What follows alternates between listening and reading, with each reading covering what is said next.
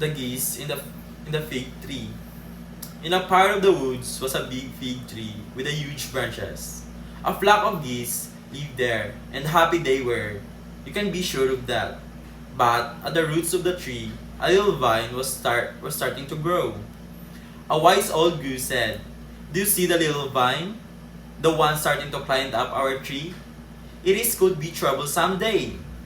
I saw this happen when I was a little bird. If we do not pull the vine away now, when it comes still small and easy to cut, over time it will grow bigger and thicker. Then, someday, the vine will be big and thick enough for someone to climb. A hunter will be able to climb up the vine and kill us. And that is why," said the wise old goose, "we must get rid of the vine while we can." "Silly old goose," said the others. "What a trouble came from such a little vine. Things are not same as they were when you were little."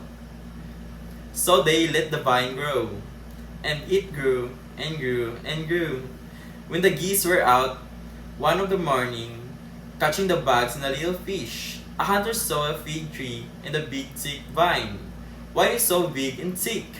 He couldn't climb right up the vine, so he can climb up high to the branches.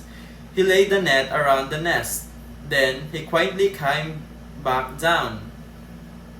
That night, after a day of food and fun, the geese came back in their nest. Each and every one of them became stuck in the hunter's net. "Why, oh why did this happen to us?" cried a goose. "Don't you remember?" said the wise old goose. "I told all of you this couldn't be happen when the vine was still small, but you did not believe me." "What do we do now?" cried another goose.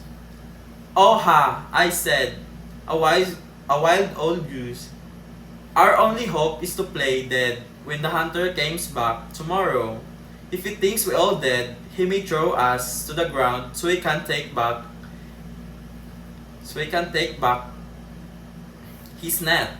We must all stay very still until each one of us gets thrown out of the tree onto the ground." At the sunrise morning, the hunter came back.